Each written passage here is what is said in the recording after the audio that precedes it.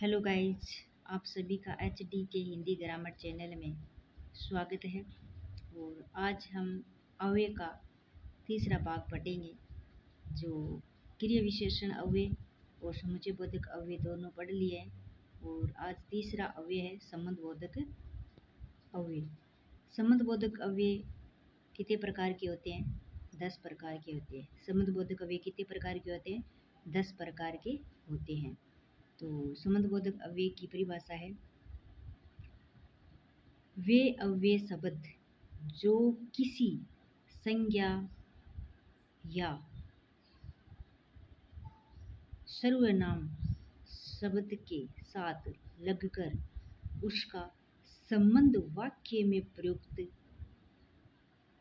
अन्य शब्द से बताते हैं, उन्हें संबंध बोधक अव्यय कहते हैं। यानी संबंध यानी संज्ञा या सर्वनाम शब्द के साथ में लगकर जो वाक्य में प्रयुक्त होते हैं उसे क्या कहते हैं? संबंध बोधक अव्यय कहते हैं। और संबंध बोधक अव्यय कितने प्रकार के होते हैं? 10 प्रकार के होते हैं, जिसमें पहला है कालवाचक, यानी काल में समय का बोध कराना। पहले, पीछे, उपरांत, आगे, ये शब्द आने से ये नजर आ जाते हैं शब्द, तो कालवाचक संबंध बोधक अव्यय होता है। और दूसरा है स्थान बोधक अव्यय। स्थान मान लो जगह का पता लगाना, सामने, भीतर, निकट, यहाँ। राम कहाँ है? राम सामने बैठा है, राम भीतर है, निकट है, राम यह रहा। ऐसे शब्द होने से स्थान का बोध कराते हैं। तीसरा दिशावाचक, यानी दिशा, जैसे मान लो उत्तर, पूर्व, पश्चिम, इस प्रकार से दिशा का ज्ञान कराते हैं, उसे संबंध बोधक अव्यय कहते हैं। तीसरा क्या है? दिशा बोधक अव्यय। आसपास, और, पार, तरफ। और चौथा है समतावाचक संबंध बोधक अव्यय, यानी समता यानी उसके भांति, समान, तुल्य, योग, यानी समान कोई समान तरह के हो, उसे क्या कहते हैं? समता बोधक अव्यय। और पांचवा है संबंध बोधक अव्यय। कौन सा है? संबंध बोधक अव्यय। संबंध बोधक मान लो जो संबंध नहीं, साधनवाचक अव्यय। साधनवाचक अव्यय मान लो कोई चीज, मान लो वस्तु है, या उसके माध्यम से या उसके सहारे से, जैसे द्वारा, सहारे, माध्यम, इस प्रकार से कोई साधन हो, उसे साधन बोधक अव्यय कहते हैं। और छठा है विषय बोधक, यानी कोई विषय का ज्ञान कराता हो, उसे विषय वाचक संबंध बोधक अव्यय कहते हैं। जैसे विषय, भरोसे, बाबत, नाम। जिस प्रकार से कहते हैं मैं तो तेरे भरोसे रह गया था, मान लो कोई सब विषय के बारे में बात करते हैं।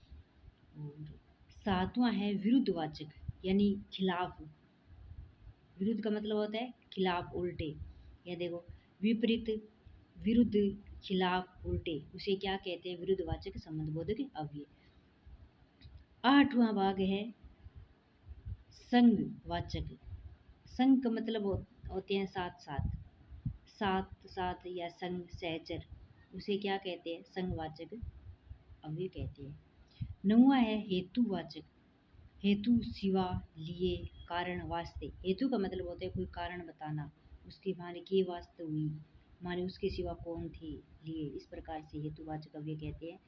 और अंतिम है तुलनावाचक संबंध बोधक अव्यय। तुलना में दो वस्तु में तुलना करना, जैसे अपेक्षा, मान राम से अपेक्षा की जाती है, आगे, राम से आगे कौन है, सामने, श्याम के सामने कौन है, इस प्रकार से कहते हैं। जिस प्रकार से ये जो शब्द है, मान लो कालवाचक है, स्थानवाचक है, दिशावाचक है, समतावाचक है, साधनवाचक है, विषयवाचक है, विरुद्धवाचक है, संघवाचक है, हेतुवाचक है, तुलनावाचक है, इसके सामने जो शब्द आ रखे हैं और वाक्य में ये शब्द अपन को मिल जाते हैं, तो उस शब्द के अकॉर्डिंग अपन वाक्य को पहचान लेते हैं और संबंध बोधक अव्यय होते हैं। इस प्रकार से क्लास यहीं समाप्त करते हैं, और कल फिर चौथा भाग पढ़ेंगे अव्यय के।